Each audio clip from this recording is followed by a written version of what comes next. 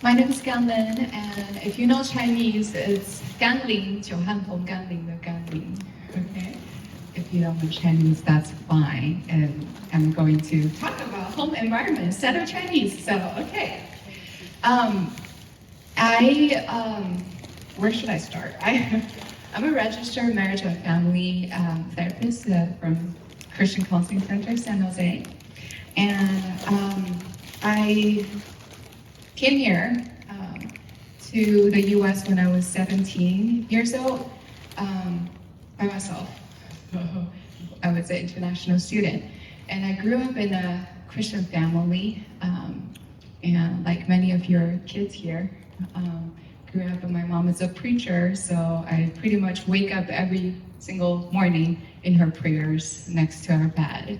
So I was very lucky and privileged. And I didn't know it was a privilege until I came to the US and learned from other Chinese that they didn't get that chance. And I grew up in that city, which is called the Jerusalem of China, in China. So I'm very fortunate to have that background and also form that firm Christianity foundation in my life and when I was younger. So yeah, after I graduated from college, I came to Bay Area and started going to the church, one church in Santa Clara, and started involved a lot with our church, especially being a big sister to a lot of immigrant college students who had similar background like me. And I am also a small group leader, worship leader, and an advocate for mental health in my community. So hope that's helping you to know my personal life back there. Now professional-wise,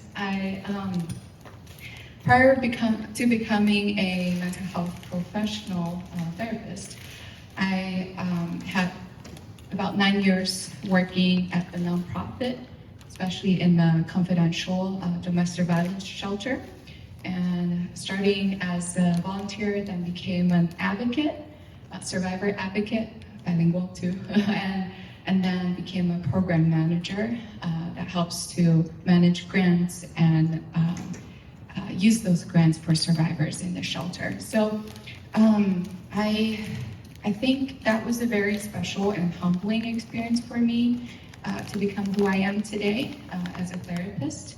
And I remember every details of my journey there. And also remember all these clients that I worked with who were resilient enough to grow from a very detrimental place to right now. A lot of them are being able to get out of traumatic situations, to be independent and to be empowered and to pass that positive attitude for their life to their next generation. So, and also this experience also encouraged me to invest myself in more mental health education. So that's why I jumped into getting my degree at Santa Clara University. And right now, I started going to Christian Counseling Center when I was still a trainee and until today. So still getting a lot of training, and I'm hoping that today's sharing is not like something like that lecture-wise, but just something that I might have. The Bible says like I can't share, I don't have, right? But what I have to share with you all, and also in the end, if you have something that you want to share, feel free to bring it up. Okay, so I think we can start. Any questions? Okay.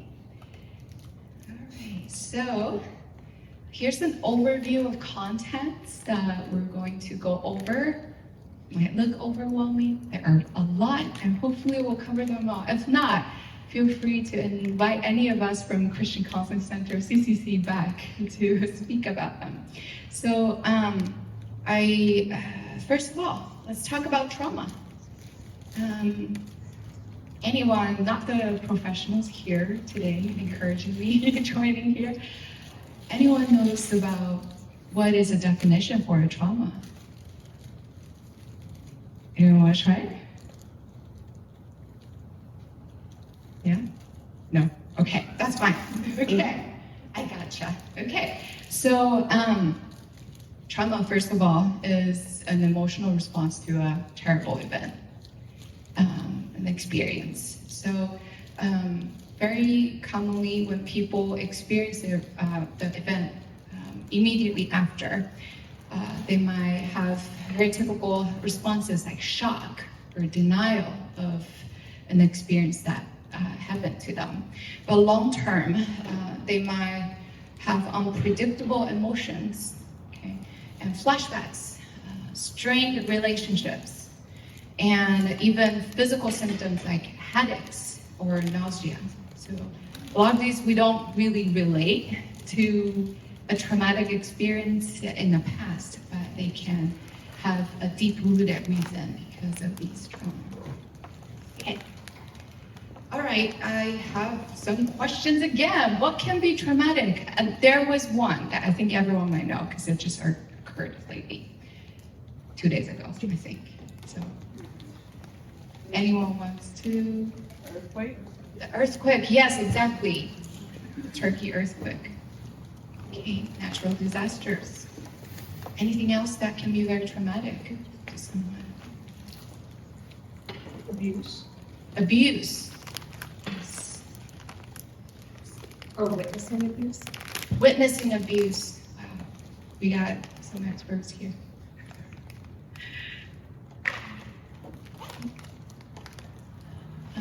Of course, these might not be a complete list, but natural disasters, the Turkey earthquake, and tsunamis, for example, violence in the community, gun violence, the war, okay, and terrorism, and racism, discrimination, and oppressions, which sometimes it can be very minor or invisible in our community.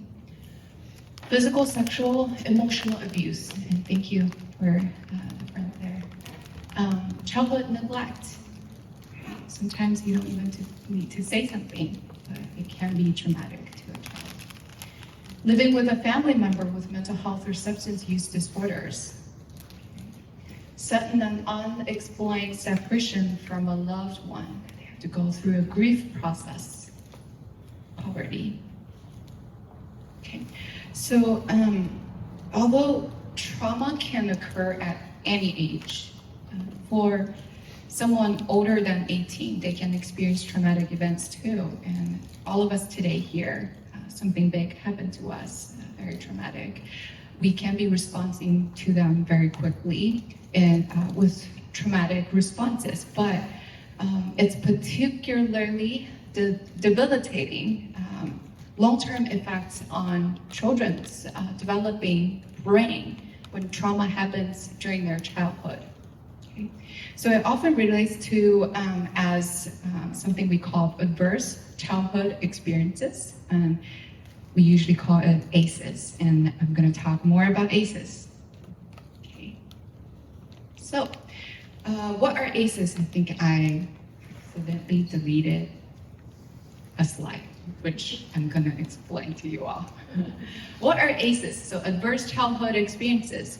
ACEs are traumatic events occur in childhood, and such as abuse, neglect, household challenges, right? Or experiencing or witnessing violence, and having a family member attempt or die by suicide, right? Okay, domestic violence, and those things occur in childhood, which is from birth to 17, 18 years old. Okay? That can affect children for years and impact their life opportunities. So again, the age until 18 is that so that the researchers can have a time frame to do the study. So this is what we are referring to childhood, adverse childhood experiences. So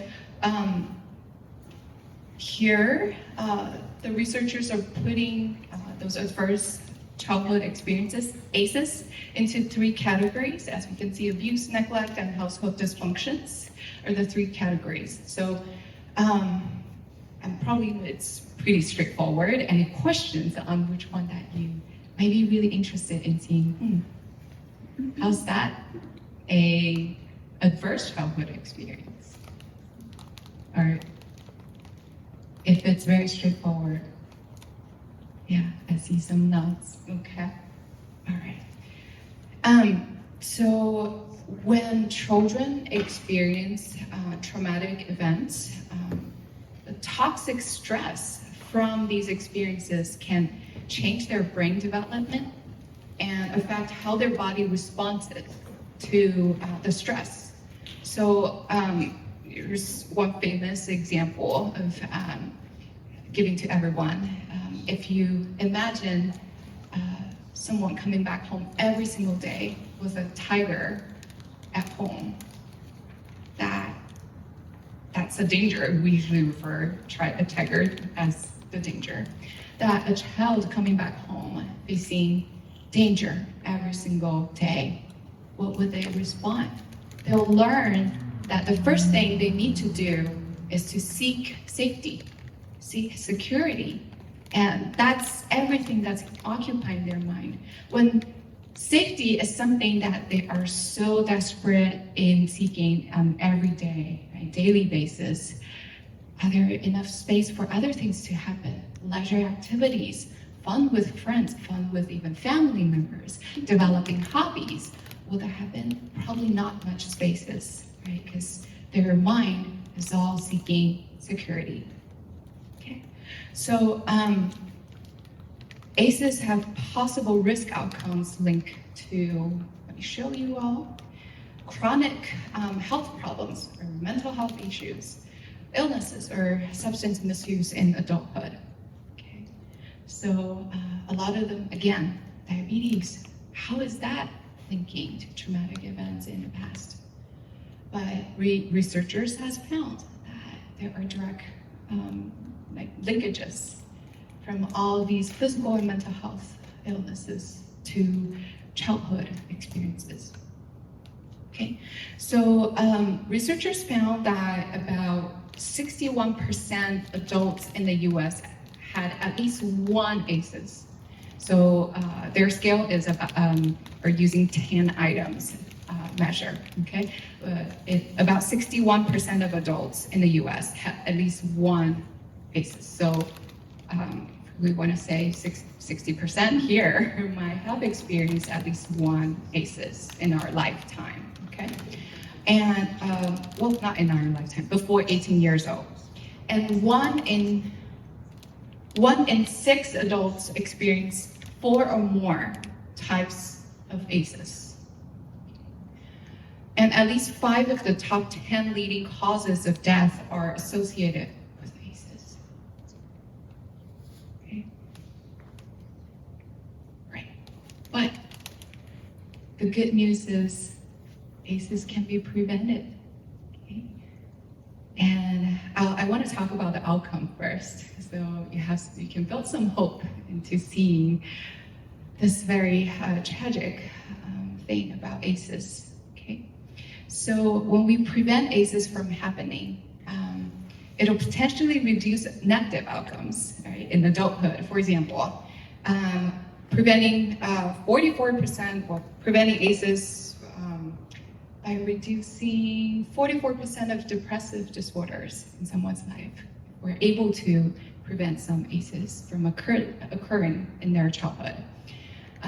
So other lower risk for conditions like asthma, cancer, stroke, and also reduce risky behaviors like smoking or heavy drinking, okay, very hopeful, and improving education and job potentials in their future.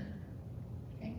And another important thing is they might be able to build that confidence in their life so they are able to choose the good surroundings, good friendships in their life. Okay. So I want to say that I know that I'm presenting in the church, right? So one thing my mom always told me about was that, so her parents are not Christians, but when she wanted to raise me and my brother to be Christians when we were little, is that she hoped that this blessing can pass down from generation after generation.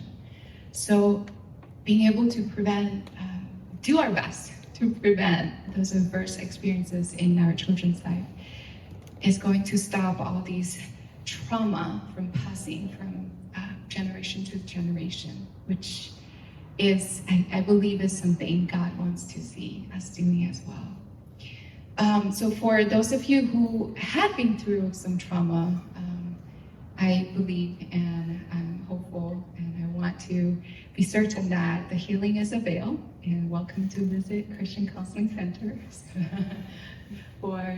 to talk out these and to process these trauma experiences.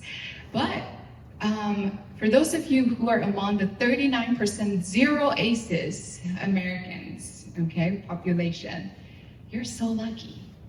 But you also have a mission, which is to gain more understanding and compassion to those other 61% in our community, and provide them this hope of healing. Okay, everyone's still awake? Yes, great. Okay. All right, so now let's dive into seeing some things. I have a long list, which my CEO told me to break it down. It's so hard to break it down, so I'm just gonna throw it at you here. But I'm not gonna read it line by line. But what are some things that will increase the likelihood of someone experiencing, or child experiencing ACEs? Okay. So families which experience caregiving challenges relating to children with special needs, and those can be like disabilities or mental health issues, chronic physical illness, sometimes severe autism in our family, that is creating that parenting challenges can create a less desired environment for our children, but sometimes we just can't offer more, which I believe God has His way, and we're going to talk more. And children and youth who don't feel close to their parents and feel like they can't talk to them about their feelings. They're close up. And just right before the start, I was doing a mini survey of what are your other ages of your children here, and I hear a lot of teenage parents here, right? So there is also something that teenagers are very special, is to have their own world, right? Sometimes it's just so hard to understand them. It might not completely be something that they experienced as trauma, but there's a way for us to gain some understanding and give them some space and time for them to come to us and tell us. And also for us, the job for us to do is create that safety for them so they can always come when they remember it. Okay. Some other things I think that's I want to point out, culture-wise, corporal punishment. Okay, I grew up in an environment that corporal punishment is like every family does it. Okay, I know that that's not something that California allows, but when I was working in a shelter, I had a lot of new immigrant clients that I have to keep reminding them that, hey, I know that there is cultural differences, and some places that allow it, but since we're in California, we can learn some ways that we don't have to be caught by the law, okay? And we can do things that are nonviolent to still raise our kids who are with disciplines, okay? And another thing is about high conflict and negative communication styles at home, which sometimes can bring the kid the feeling that they can't come to the adults for their needs because they might be rejected. Kids' hearts are so fragile and needed to be hoped, right? All right, so enough for this. What are some protective factors? right? First and foremost, safety, stable, and nurturing relationship with your kids. Okay? And let me see my notes. Okay. So families who are able to create these relationships can protect for the children internally, and children who have a consistent family life where they are safe and taken care of and supported. Okay. And children who have positive friendships, peer groups, right? That's a joke in our Chinese community, is that's why parents all buy houses in good school districts surrounded by good families, okay? So children who have caring adults outside of the family who serve as mentors and who serve as role models. I had some of these roles when I grew up in church, so I believe many of you here are role models to other families' kids, so let's keep doing that. Families where caregivers can meet basic needs of food, shelter, and health services. If your kid says their teeth is just very painful, take them to their dentist. That's what my mom didn't do for me. I have resentment, but okay. So families where caregivers have college degrees or higher, that they understand education is important. Okay? Caregivers who have steady employment can provide. Okay? And families with strong social support network and positive relationships with people around them, with their relatives, with their other family members or friends around, or even church members, okay? And also parents who are engaging in parental monitoring, supervision, and consistent enforcement of rules. Discipline is what the Bible, God is telling us to, discipline your kids. Well, there are different ways of disciplining your kids, but discipline with love, okay? And those that work through conflicts peacefully, we are models for our kids at home, right? However, or whatever ways that we use to talk to other people, our kids catch it. They don't even need to be taught that you need to talk to your uncle in this way or that way. They just learn from how we do that. So kids are super smart, and yeah, sometimes we just can't avoid. Yeah, okay. Caregivers who help children work through their problems, who assist them, be their helper, be there for them when they have difficult times. Okay, not only math problems, which my mom did that all the time. Families that engage in fun and positive activities together, going to the park, going to, I don't know, Disneyland, that's a little far. Great America.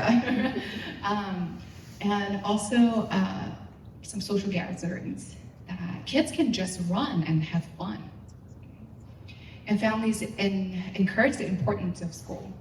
Okay. Any questions? Okay, we're all good? Okay, let's move on. So next I'm going to talk about one of the most commonly occurring traumatic event in the home environment, which is where I worked for so long at too, and hope just give you guys a big picture of how it's happening and what to do if that already happened or that happened to someone that you know of, and how to interact with the kids who have certain responses because of family violence that happened. Okay, so what is domestic violence? It's very long again. Okay, so domestic violence is the willful intimidation, physical assault, batteries, sexual assault, or other abusive behaviors. So it's very common when I was working in a shelter, I also answered hotlines all these years, crisis hotline. So one thing that people will confuse about is domestic violence and family violence. So sometimes people will think that, child abuse is also domestic violence, but in this case, domestic violence is only we're only talking about intimate partner violence, okay? So others like in-laws violence, those we're putting in a family violence category, okay? And or if there's child abuse that happen at home, that's in child abuse category. Okay, so let's go on. So some statistics in the United States, there are more than 10 million adults experience domestic violence annually. Okay? So if each of these adults experience only one incident of violence, then an adult in the US would experience violence every 3 seconds, okay? But domestic violence is also something that not only occur once. So if it happens to someone that annually and repeatedly, the time every second it's way shorter than every 3 seconds. Okay, so there are about 1 in 4 women and also 1 in 10 men who experience intimate partner violence during their lifetime.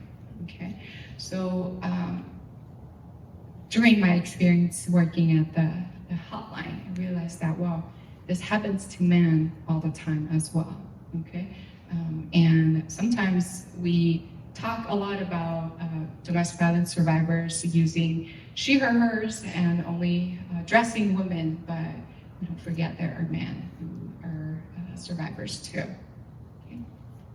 So, on a typical day, I didn't list it, oh here, I listed here. On a typical day, domestic violence hotlines nationwide receive over 19,000 calls. So at my previous, the previous place I worked at, annually we're receiving around 2,500 crisis calls. That's not including someone only calling for like donations or information or calling for their family friends about what to do, or educations, but crisis calls, 2,500 only in one agency, but we have 5 domestic violence agencies in the whole Santa Clara County. There are more. If you need resources, let me know. Okay. So now let's come to the fun part.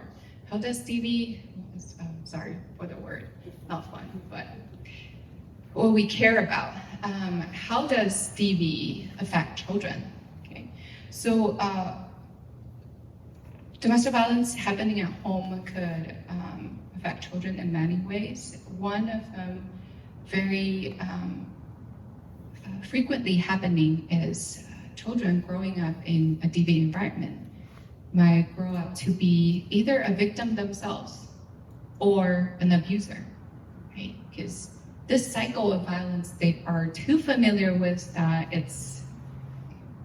they don't know what's normal. They don't know what's peaceful, okay, in their relationships. And another part is significant risk of ever increasing harm to their physical, emotional, and social development. Okay, and the last one is cycle of violence in the next generation. So, what exactly do our children need? First of all, safe and secure home environment. Okay? And adults who will listen to them, believe in them. Believe in them. Kids don't usually tell lies that easy.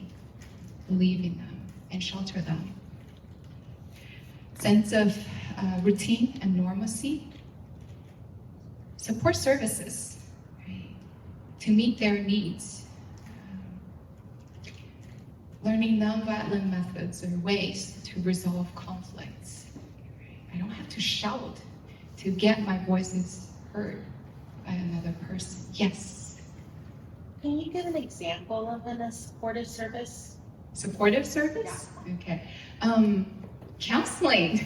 That's my CEO over there. She wants me to say that. But yes, supportive services. It can include to meet their needs, for example, food, right, shelter, and also giving them someone that if here, use another way. So if you found that they're having, during this time, your kids are not opening up to you, find another trusted person to help or to let the child to have someone to go to so they can express and get the support from the other adults. Okay, counselor is a way, and yeah, or church pastors, youth pastors. Right? Okay, adults to speak out and break silence. We don't need that much pride at home, right? We love our kids. Just speak out and break the silence to create that environment that we can initiate and they can initiate too, to start a conversation and to resolve a conflict. So, what to do if a child experiences trauma? How can I help? First of all, I want everyone to see a wheel that is popular in the domestic violence world. It's called equality wheel. It's very small. That's not my purpose to have you read every details of it, but it's giving everyone an idea that we can create equality at home, especially between parents and caregivers at home. That to model a nonviolent way of conflict resolution at home. For example, trust and support between parents, right? We can support each other's goals in life and respecting the rights of each other's feelings. And respect that they have their circle of friend groups. They have their girlfriends, or boys have their games, just, playing basketball all the time, right? And there are activities that they can go to. And responsible parenting and sharing parental responsibilities, being positive, nonviolent role models for them, okay? All right, so I'm going to give everyone 4 types of different children who reacts to a trauma, or who react because of the past trauma, okay? So I'm curious, if you met a child who is always acting out, what are some presenting behaviors over there? Anyone gets? Running away? Running away. Yes. Breaking things. Breaking. Oh, breaking things in a violent way. Okay. Anxiety? Anxiety. Okay. Fighting with other kids, exactly. Yeah. Substance use? Substance use. Yeah. Older kids. Wow. Not eating. Not eating, just refuse to eat, refuse whatever that you want to give to them, right? Okay, all right. I think you extended my list, but I'm just giving some examples here. They fight with other kids, right? Disruptive, don't follow directions, and they hit other kids and has a very difficult time transitioning, or appears out of control, and a lot of times they are boys. Okay, I'm not saying that girls don't have it too. So, what to do if we have those kids at home, or we know someone who has that kids, how to help them? Try to understand them, give them some structures of what to do. Right? Help them to feel safe at home, so they don't react, that they don't have to shout out for what they needed, and they know how to communicate just calmly. Okay? Most importantly, no hitting or yelling. Okay? So sometimes we will find it out that the louder you yell, the less you're gonna hear each other. At that time, it's very clear that verbal communication or shouting isn't a best way to communicate with each other. Okay? Feel free to come seek therapy to look for other ways. Well, case by case, it's very different. Okay. So another type of kid, the pleaser. What does they usually show? What do they usually do? Please? Please, yes, exactly. I love, this is the best answer. Sometimes they do their siblings' chores. They do They their do the chores that their siblings were meant to do. They do their siblings' chores. Yes. Always apologize. Always apologize. Yeah. Oh, thank you. Those that who needs to be noticed, acknowledged by adults, feeling hurt all the time, right? Constantly needing attention, a strong desire to be liked, doing chores. Like I want to be liked by my sibling, and the only thing I can do is to do their chores all the time. So what to do if kids are responding in this way? Let's provide enough attention.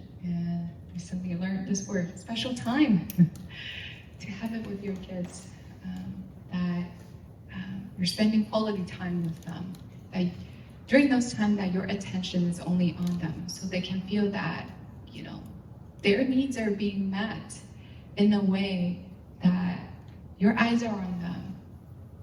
They can get the message that you care for them. Okay. Next, the needy child. How does it present? What are the possible behaviors? Acting out to get attention. Acting out to get attention.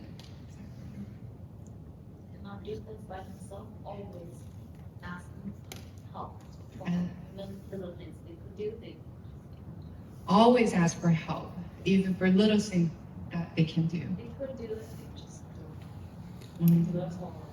They don't believe that they need. Yeah, they don't believe that they can do the things that's assigned to them. Okay, any others? It's a lot already. Unable to do things on their own. And having a hard time concentrating can be a possible behavior too. And gives up easily. I just can't do this. Mom, I don't want it, I can't do this. And has a hard time with tests or schoolwork. It's too difficult, it's too much.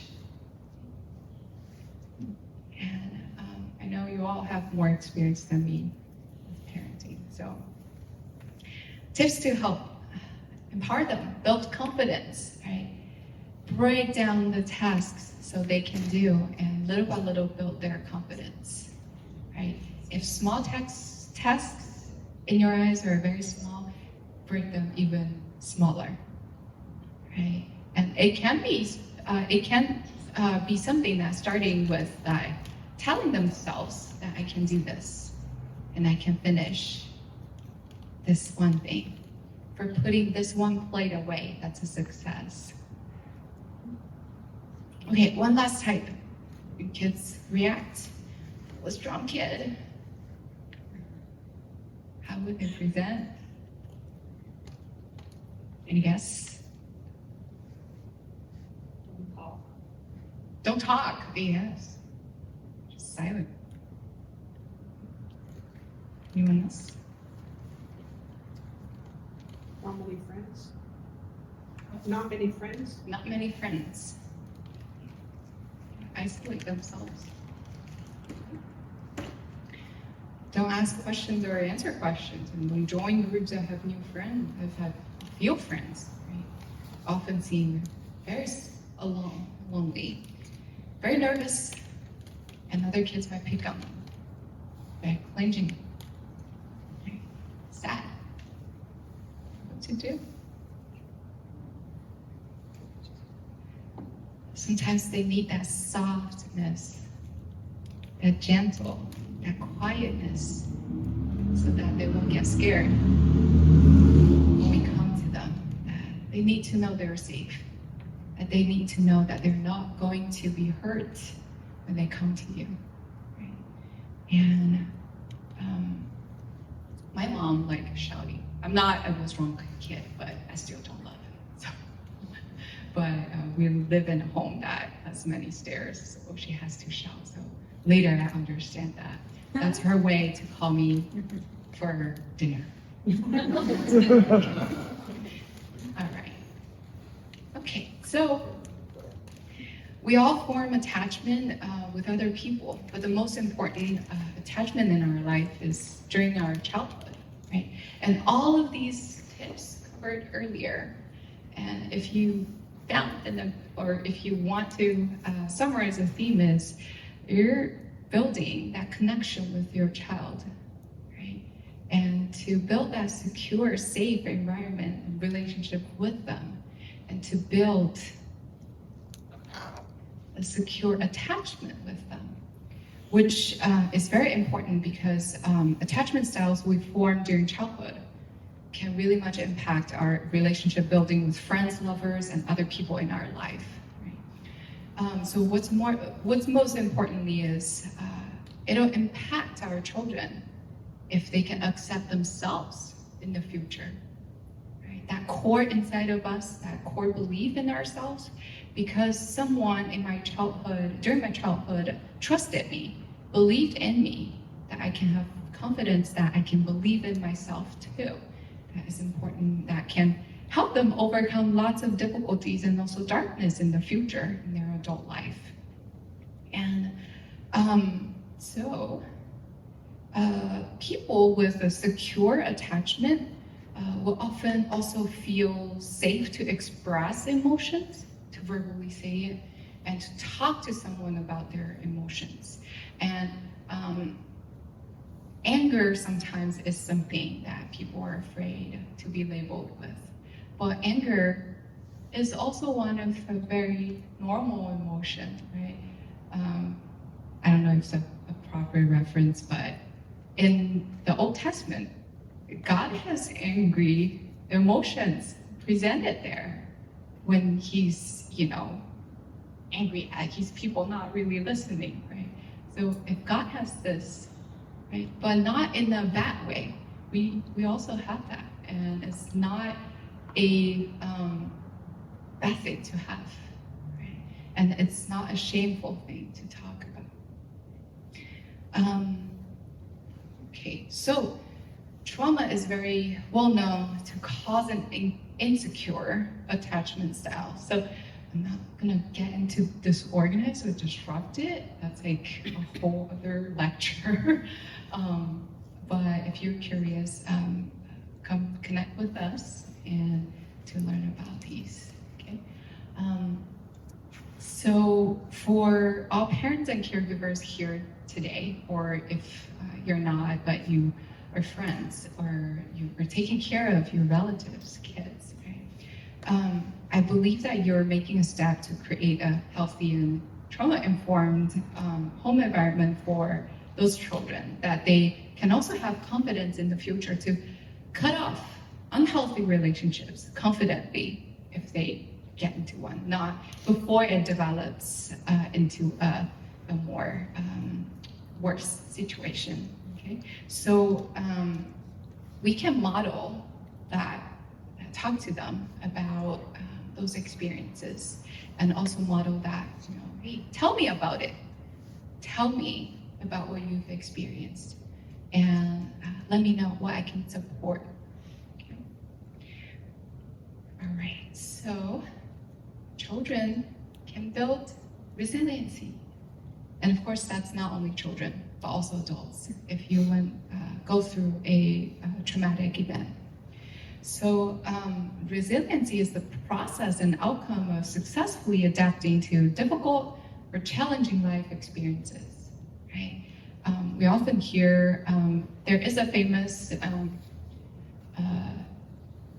dancer who went through the May 12th earthquake back in China in 2008. So she was a dancer, but her legs were cut off. But she was using later years of her life, and even until now, to promote that even if she doesn't have legs, she can still dance, and also dance for God, because she's a Christian too. So people can be resilient and can overcome the difficulties that suddenly occur in their life out of their control. Right. Okay. So I think we are moving to the last portion. All right. Still awake. If you're not, you can stand up. That's fine. Okay. So what are some important tips to build a trauma-informed home environment? So first of all, creating trusting, caring, and responsive relationship with children, okay? And creating safety and predictable environment at home, okay? So encourage them to express their needs and feelings and provide acknowledgement, okay? And I wanna point out something that for a family that's going through separation or even divorce, right? Sometimes it's not a bad idea to inform your child for what's happening at home and let them know the changes that's gonna occur. And don't hide from them, because they'll know, right? Kids are very smart to sense all the chemistry happening at home, right? Talk out with them and let them have a sense of control and also choice. Okay? I remember a professor back in my college years, a psychology class. He was emphasizing, because it was my first time hearing this, there are many families in my home country that they'll say that, well, you know, creating a non-divorced family is more important than divorce, right? Even if there are conflicts happening at home. But the fact is, if there are high conflict happening at home all the time, that's more detrimental than if the kids are living in a separated house, but with peace, okay? So we're just comparing these two conditions. Of course, if there is a way to recover the parents' relationship, let's do that. But high conflict is something that we want to avoid at home, okay? Because that's like a trauma every single day at home. And one last thing I want to talk about self-care. How many of us know how to care for yourselves here today? Yourself, not your children, yourself. Yay, I see hands. Okay, great. Think about, what do you do to self-care? Not thinking about what do you care for your spouse, okay? Your children, your chores, or your house, your car, I don't know, your job, right? But just for yourself, what do you do to take care of yourself so you can take a breath?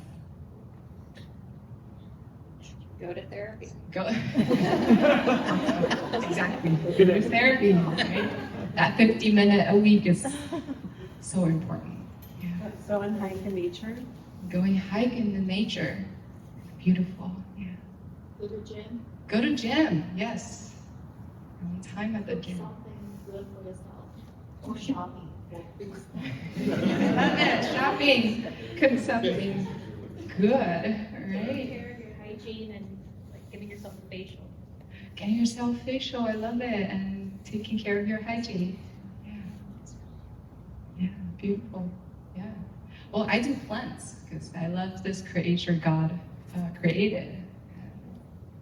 Yeah. And that's what I found during the first year of pandemic. So that's not very long ago. So all of us can still find something that can be caring for yourself, only focusing on yourself. Because once you know how to care for yourself, you're modeling that healthy lifestyle to your children that, hey, mom or dad is taking care of themselves for this period of time, right? I needed this time to recharge.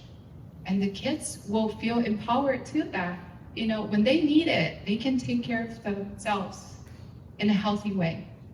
You're allowing them to do that, right?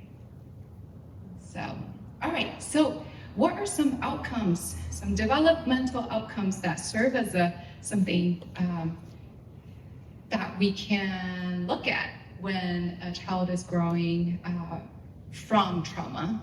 Okay, it's very promising. All right, first of all, attachment. They'll build the attachment to form healthy relationship with others. Okay? They will have the ability to note and regulate physical responses as well as reactions. Right?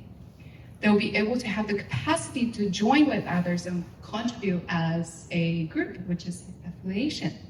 Okay?